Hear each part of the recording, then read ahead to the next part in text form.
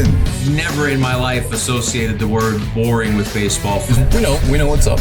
Me? Yeah. Famous? Yeah. And I'm like giddy over there smiling like, we're about to win this shit. Did everyone give you crap? Give me a good host story. I'm not picking it up. We both love the game. We talk about it every day. Get on baseball. Having some popcorn, you're fooling around your phone. I'd have to wait in line for 3 hours. Hang on, because it's about to be a wild ride. There's no human being on the planet that I would rather be talking to right now than Mike Lowell. Oh, God. Fact. How are you? I'm great. How are you? I always manage to get a smile on your face. It's good. Yeah, I mean, it's the shades. It's I wear my sunglasses at night type deal. You got a little cool setup going. I got a lot going on. Yeah, I don't know what we're going after with that look, but it does. It brings a smile to my face. Thank you. So for the people on the YouTube channel who will see this, Michael has a great background. One of the best backgrounds I think we've ever seen. Cal Ripken, Pete Rose. I think that's Nolan Ryan, right? And then who was the Red Sox? Yeah, and I think, hold on, that's Pedroia. Pedroia. All right, 3 out of 4 isn't bad. Excellent job. Wow. All right. We just like to spice things up, So, but meanwhile, I am literally sitting in like an elevator shaft in Coors Field, sitting on the floor. So yes, I am wearing sunglasses. Yeah, I mean it's. I'll do anything to talk to you. So anyway, I'm at Coors Field. Yeah, no, I appreciate it. First things first. We need a victory. Victory tonight. First things first. Today you didn't know this. Today on the radio, as we sit here today, Alex Cora said he proclaimed. They asked him about, because he asked his team not to talk about the trade deadline. Like he asked the team. Okay. I didn't know players. The players. Yeah.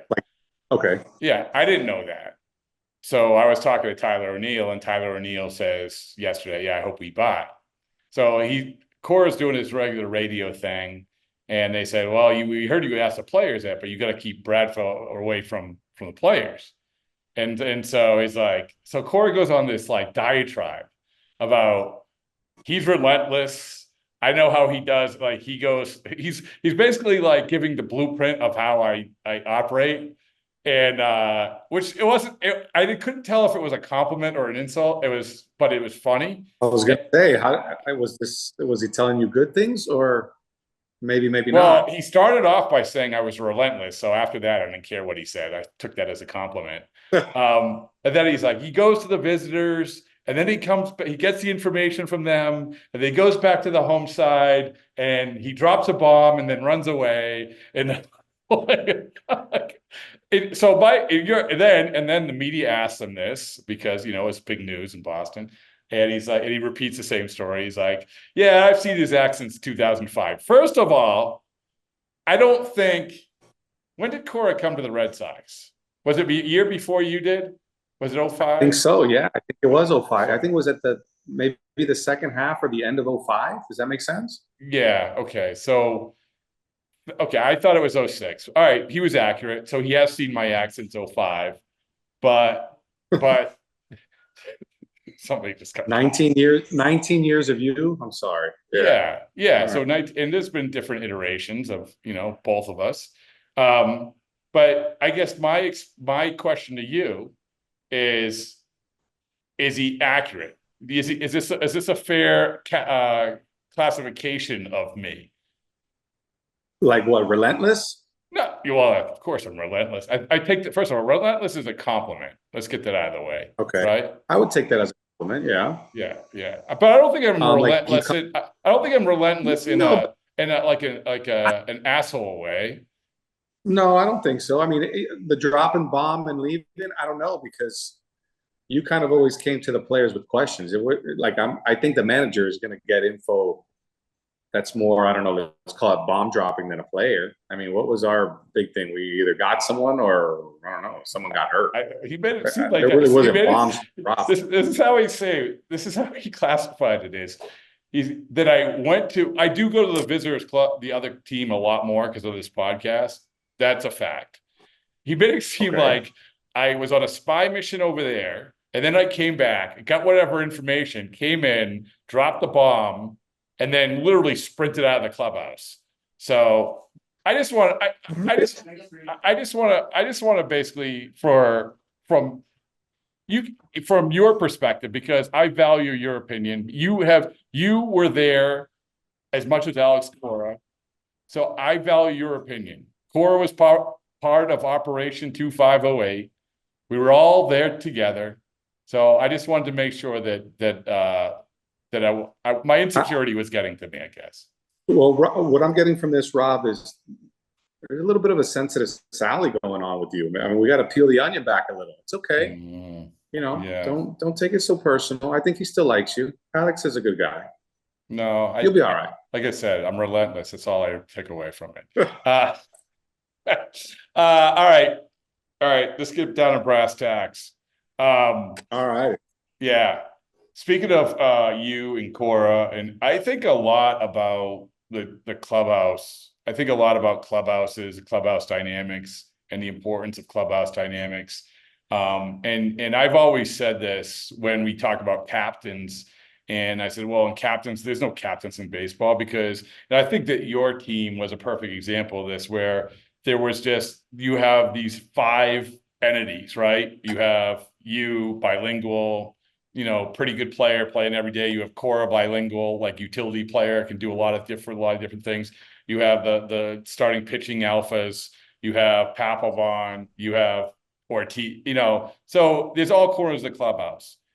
But the clubhouse dynamic, as we've probably talked about before, and you Mike Lowell, MLB Network, have talked about plenty of times, it's different. Like, it's viewed different by front offices, I think. They say they don't, but I think they do. Is that accurate? Well, I think it's accurate. I think 2 things. For today's player, I don't envy the fact that basically everywhere they go, someone can have a phone and record them. Like, I think for me in 2010, my last year was basically when every phone had a camera. So that thing of, going out, and I envision it like, if I'm going to dinner or after a game, like we did it all the time. I went to the bar, I was watching MLB Network or Baseball Tonight. I'd have 2 rum and Diet Cokes. I'd go to sleep. I think in today's world, if someone wanted to kind of put you in a negative light, they could Facebook, Instagram Live you, whatever it is, and be like, Lowell's on his 6th cocktail. He better not go for 4 tomorrow. And inevitably, you're going to go for 4 one day. And I think you would have to answer to so many things. So I think today's player, because of social media and the access of what you can post right away, is a little more guarded, which I understand. But I think analytics, for I would say a period of maybe 4 or 5 years, kind of took the value of the clubhouse and kind of threw it out the window. And I think now in the last, let's call it 3-4 years, I think it's being valued again. And I think a perfect example, you look at, like, I look at the Kansas City Royals, and I mean, that team was terrible last year. Like, they lost 106 games, right?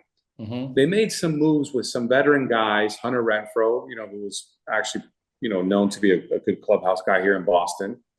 Seth Lugo, Michael Wacha.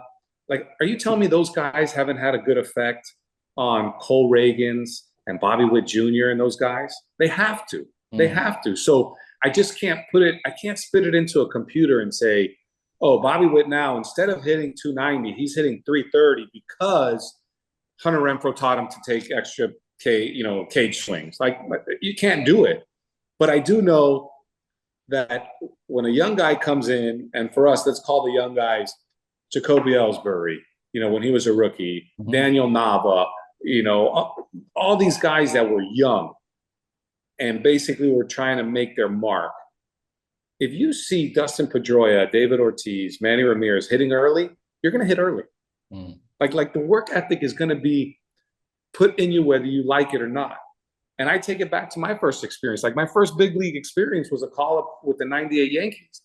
Every single day, my first day there with the Yankees, they clinched the division. There was 20 games left. The 98 Yankees ran away with the division.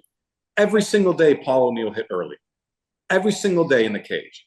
And I went to the cage early because as a September call-up, I knew I didn't have a lot of swings. So I said, I'm going to go really early so I go before everyone else goes. So at least I can get some swings because I'm not going to tell, hey, Tino, I'm jumping in.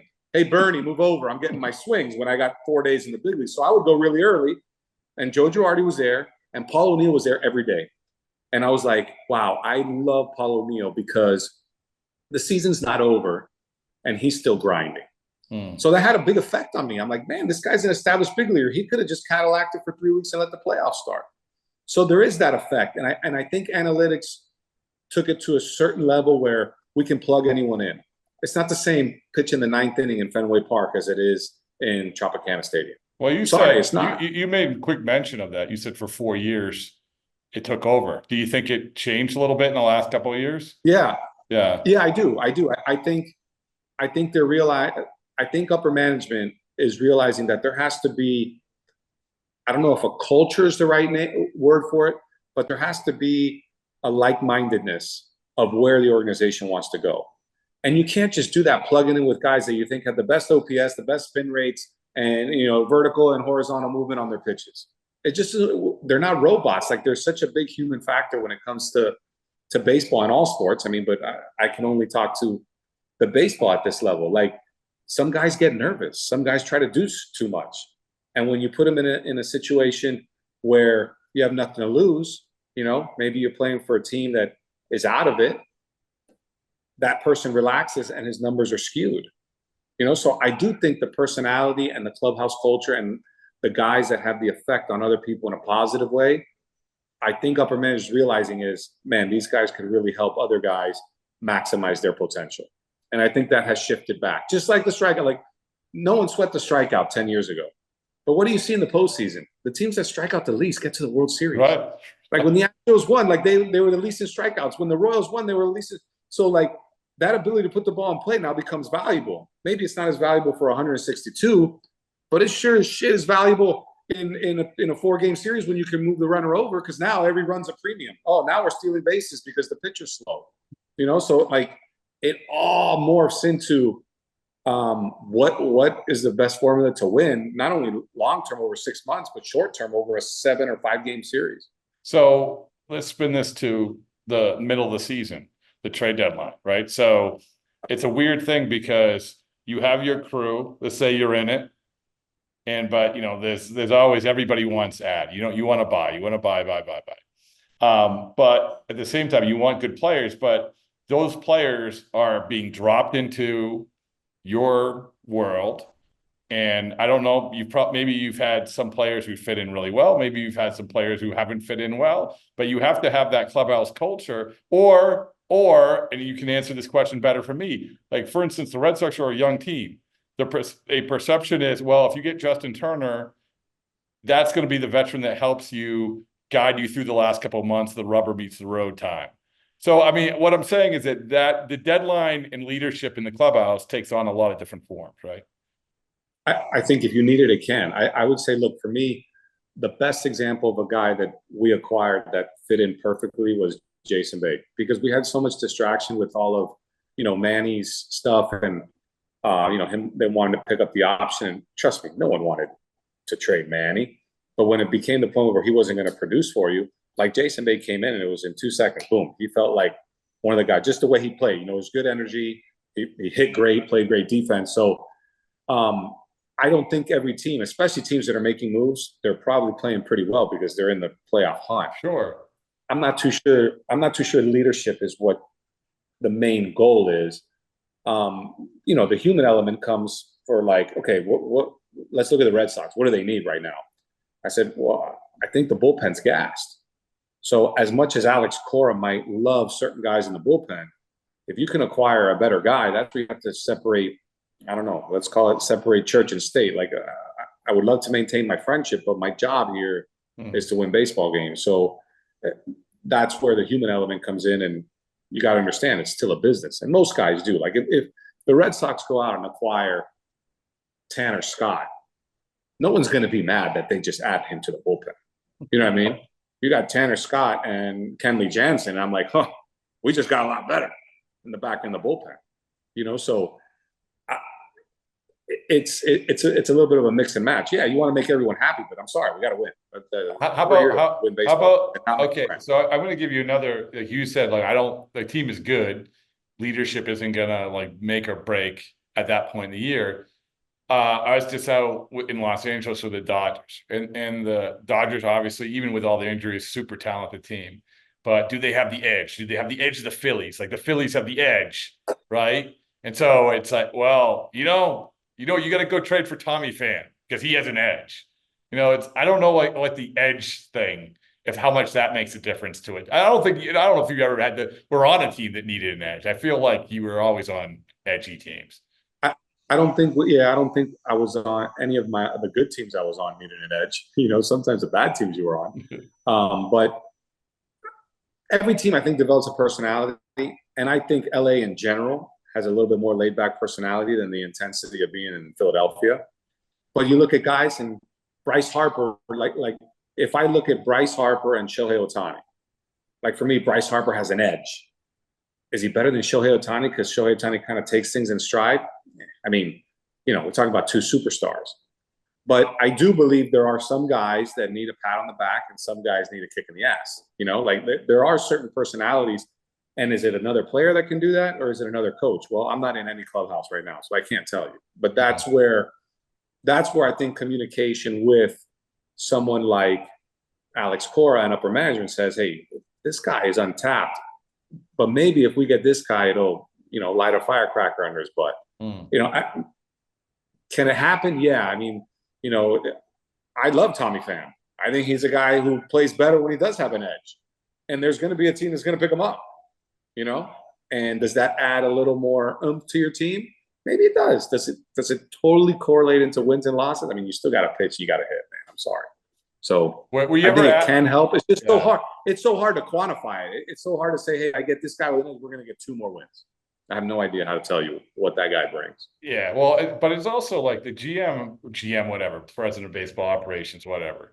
They have to read the room. I mean, that's another big part of it. Yeah. They have. I mean, this is, and I can tell you, like, give you examples of like when they haven't read the room, and you got to read the room, and I don't know if has any GM ever asked you about players? Like, hey, we're thinking of acquiring this guy or that guy. More off season. I was asked, hey, how's this guy? I think that's always a little bit careful because at whose expense, and like I don't care about the dollars. You know what I mean? Like, is it a good move? I go, yeah, I want every good player, but it's not my. Yeah, but they ask you if the guy's an asshole or not. Well, yeah, they want to know is can he be a guy that breaks down the clubhouse? Because I've always thought this, Rob. If your better players are good clubhouse guys, they can swallow the bad clubhouse guy. But if your best or better players are bad clubhouse guys, they tear it all apart. And for me, when I walked into the Red Sox clubhouse, you mentioned, there were like different captains because, Veritek had the C, but he didn't really deal with the infielders. He has major responsibility dealing with a pitching staff, so Schilling was a big personality. And I know Schilling gets a lot of flack for, he likes to talk politics and all this stuff. But he was an alpha.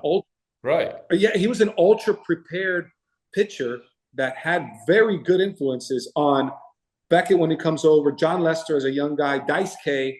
So like Schill was a leader for the pitching department. You know what I mean?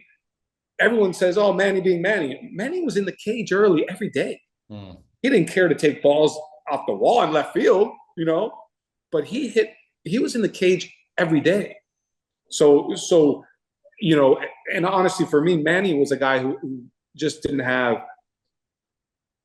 any major negative or positive impact until he, wanted to talk about his contract. And the only reason why the contract thing became a distraction for us was, his locker was by the trainers.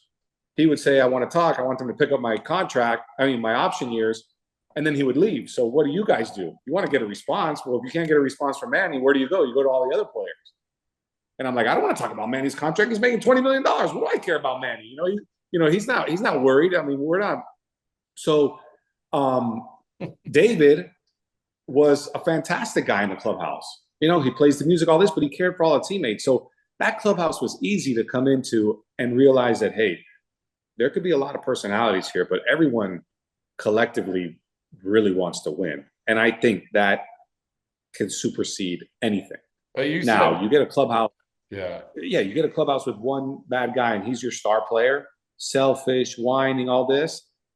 It can break. I'm not saying you can't win, but it can break down a whole locker room. Easy. It's like the Manny thing is such a good example of reading the room, though. Like, and I'm gonna spin it to when they traded, because we all knew. For people who don't know, I mean, this is from my perspective. It was Manny was a guy that year, Mike, in 2008. He hadn't talked to the media for years, right? Years. And then at Athlete's Performance in January, he started, I want to play like a Julio Franco. And then for the next 6 months, it was every day it was entertaining Manny. I'm going to win the Gold Glove and everything else. And then the contract thing started to obsess him. He rips the owner at the All-Star game and, Jack McCormick, all that stuff. Wheels come off. But then you get to, okay, we're going to trade Manny. But to read the room, to figure out like exactly what you need and give Theo credit, man, like Jason Bay, like you can trade Manny for a lot. And I think it was a three-way. Not only that, it was a three-way deal. It wasn't Manny for Jason, because Manny goes to LA. LA gives something to Pittsburgh. Greg Hansen. There was a lot of moving parts to get the piece that you felt fit. So it is part of reading the room without a doubt.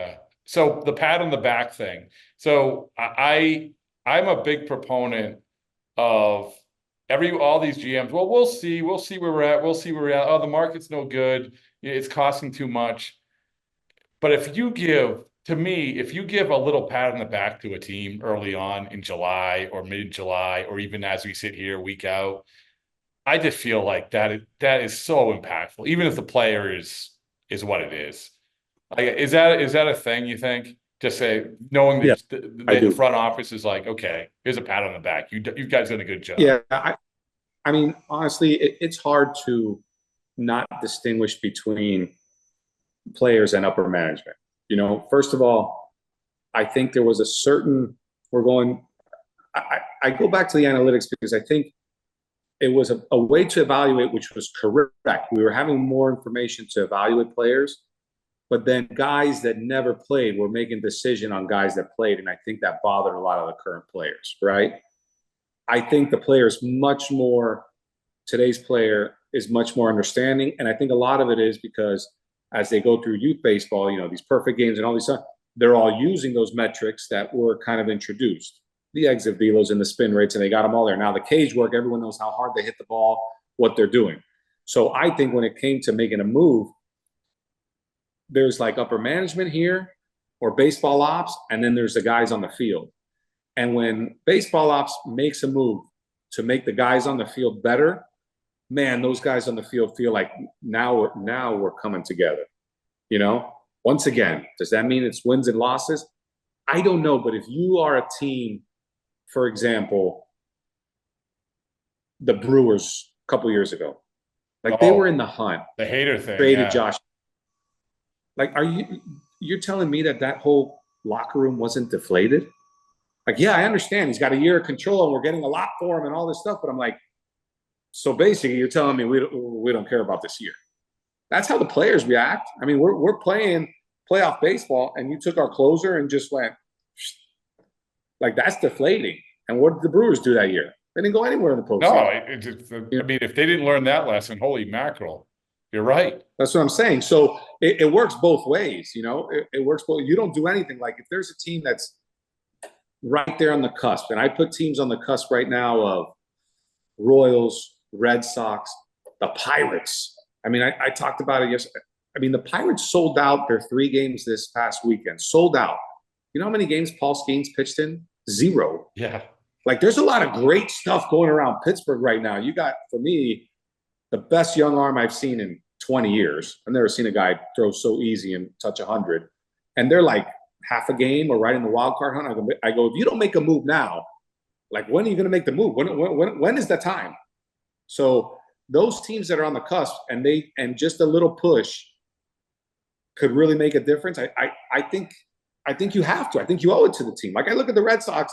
right now, and I'm like, if you tell me you thought the Red Sox would be where they are right now, with Tristan Casas hurt, Trevor Story basically out the whole year, and using young guys, very inexperienced, that are being big contributors, Wilyer Abreu, Cedar Rafael, like those guys are doing really cool things. You know what I mean? Like to overachieve, everyone had the Red Sox coming in last place. So if they're as close as they are, don't they got to make a move? Oh, well, they got to make a move. Yeah, well, especially I would love for them to make a move. Yeah, well, I mean, again, this is also science about how baseball is. Diamondbacks, how many games did they win last year? What was it, 84? 84? Yeah, there was just about 500. Right. So and you have all these examples. So when you talk about the Pirates, this isn't like, well, we're going to play the future. No, if you're in it, you have 2 months. If you're in it, you have 2 months to keep playing well. And all you have to do is sneak in. And if you sneak in, all you have to do is have good starting pitching. Like you have to have a hot 2.5 weeks. Hot, and you're in the World Series. 2.5 weeks, and you're in the World Series. And this isn't like the NFL isn't that way, the NBA isn't that way, the NHL isn't the way, and MLB, even like when you played, I don't think it was this way to that extent, but it is that way. So let's go. Oh, our Marlins team, the Marlins team in 03 was that. We were playing playoff baseball, 10 games left in the season, because it was us and the Phillies. So our season was do or die a week and a half before. The Giants went to the World Series the year before, and they coasted through their division. You don't think we had the upper edge playing that intensity type baseball? It's the hottest team come October. It's not always the best team, by any stretch. Yeah, and maybe this is pie in the sky stuff. But so when I was talking to Tyler O'Neill about this, he said, I want to experience Boston in the playoffs. I've watched it on TV. And the reason I bring that up is because, all right, you get to the playoffs, maybe you only make it for a round or 2 rounds or whatever. But all those guys that you mentioned, like, holy mackerel, you get to experience this. I've said this, every team, if I was running a team, which is surely going to happen, if I was running a team, I would send my players, I would buy them tickets to Citizens Bank Park and have them sit in the stands for the playoffs. Not the same. No, but you get a taste. But like what the Yankees did in '95, where they brought up Posada and Jeter and let them sit in the dugout. I do that because, I mean, Rob, there are only a few stadiums that when it gets nuts have a real home field advantage, and Fenway's one of them. Yeah, I don't know if it's the proximity or I don't know, the nostalgia or the fans themselves. Like, they can sway. I've seen teams crumble in the 7th inning and beyond because the energy there is different. Well, Mike, I saw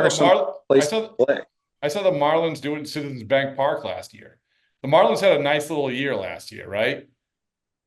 I was there. Holy mackerel. It was over. It was over. So anyway, yeah. But I mean, I know that the buying tickets is the same thing, but my point is that these guys get to experience. If you get your tickets to experience, I mean, yeah, any chance I would have to have my younger players experience something like that as soon as they can, because then what happens is it dissolves a little bit in a good way. You know what I mean? It doesn't become the, oh my God, I'm here, the distraction. You know, I look at it as like the first taste of playoffs I got in '03. And I've looked at videos of the games. I have them all on, whatever, DVD. I don't even remember anything. Like, I wish I could soak it in better, because you're just so intense and it's just one day to the next that I don't remember at bats. I look back at like the Cubs series and, it was the whole Bartman game. And I was like, wow, we were down like that. Like, there's so many things that I don't recall, so you literally are so pitch to pitch, and it's so different from the regular season. Yeah, I agree if there was a way, but I don't think sending my young players to the World Series to sit in section, 309, row 10 is going to give them that. They're going to get the fans' perspective, which is cool, but there's not that intensity of, I got to have this at bat. Listen, don't blame me that I'm a next level. Don't blame me that I'm a next level thinker. It's your prerogative to be wrong. I appreciate you taking all this time. It's always a joy. But last thing is, you never. The highlight of my day. The highlight of my day, Rob. listen, this makes two of us. I'm not going to go into detail about how I literally didn't know the difference between Mountain Time and Eastern Time. Anyway, it was the Oh, panic. yeah, that was a good. Yeah. So in case people are listening, we were supposed to do this earlier in the day, and I was taking a bike tour of Denver, which all the greats take a bike tour of Denver. Otherwise known as altitude training, Mike. And yeah. So anyway, we had to reschedule, but I appreciate you always being flexible. Yeah. Rob said 1 p.m. So at 1 p.m. I said, hey, you want to bump this up a little? And he's like, I'm on a bike tour. And he goes, oh, missed the time. So Rob was on Mountain Time, and kind of thinking we all live on the East Coast. How stupid of me to think it'd be 1 p.m. Eastern. In fairness, I did call myself an asshole, and also I am relentless. But the last thing is you didn't want to manage. You didn't want to become a bench coach. You didn't want to, you had offers. You had all kinds of offers. Your kids are older now. You've raised some great kids. You have a great family. And you're doing great stuff at MLB Network, and you pop in and you teach Rafael Devers how to be a superstar every once in a while. But so my take on your view of managing or being a coach is probably you want to do it less than ever because of all the things that we talked about. Because if you probably talked to Sean Casey about his experience last year. I honestly thought that within 2 years of me retiring, I would love to be back on the field. And don't get me wrong, I love the grind. Like I think I would really enjoy going to the field every day. I appreciate what it takes, and I like seeing guys be the best versions of themselves on something that's tough. Like for me, honestly, the Jaron Duran story of where he's coming to where he is for me one of the most inspirational things for any young guy who is playing Little League, high school, or college. It just shows that someone with super talent struggles like all of us, and you got to overcome some tough things sometimes. So that part I love. The part I don't love is, I remember in 2006, we don't make the playoffs. Everyone, the last game says their goodbyes. And Tito was like, all right, boys, see you in January. And I'm not saying he didn't do stuff during the season, but it wasn't like managers didn't go to the GM meetings. A lot of managers didn't go to the winter meetings. They kind of showed up mid-January because the baseball operation set this team, and now let's get ready for spring training. I talked to Alex 3 days after the season. He's going to Columbia to see some prospects. So, like, the time that it takes is so much more demanding. Now, is there a trade-off? Yeah, managers make a lot more money. I'm dying to see what I would love the Red Sox to extend him. I'd love to see what they're going to pay him. Alex, I think, has a chance to make more money as a manager than he did as a player, and I think he's that good.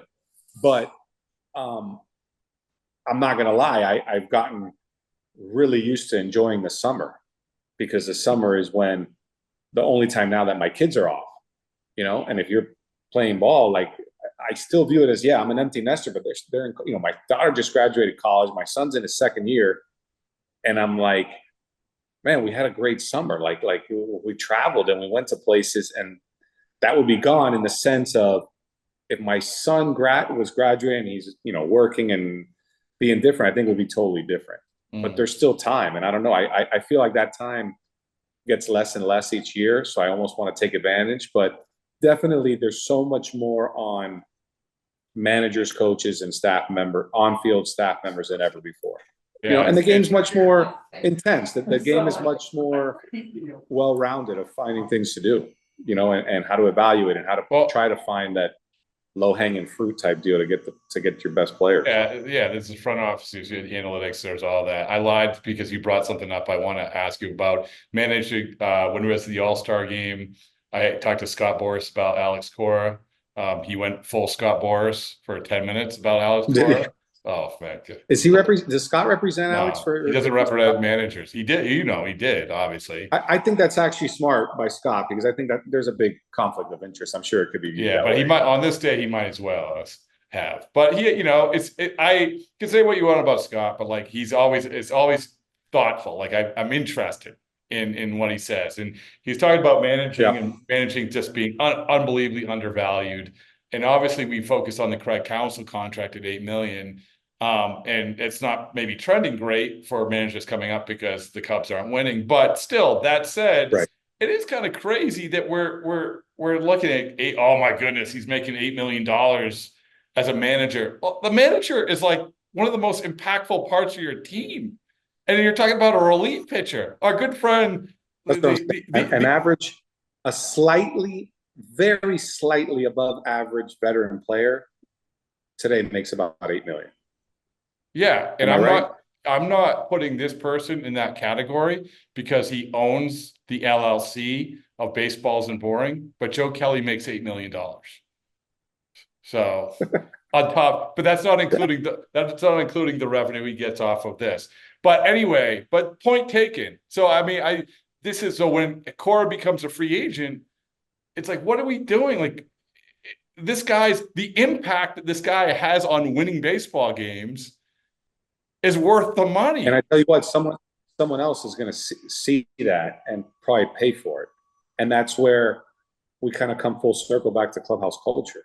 How much do we value it? Because you bring someone else in, maybe it's different. I mean, nothing against Bobby Valentine, but that didn't work out. No, that wasn't worth $8 million. No, that wasn't worth anything for where the Red Sox were and where they wanted to get to.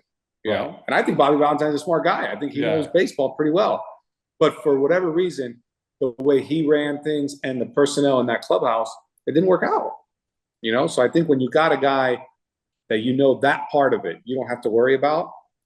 What's $8 million to the Red Sox? It's a rounding error of hot dogs during the season. You know what I mean? Like, come on, this is a monster conglomerate. You know, and I don't want to call out the owners, but $8 million when they're bringing in $500 million, and I might be short. And I might be short. There's no. I gotta finish on that. That might have been the best line of the month. Excellent, excellent job. All right, thank you. Appreciate it.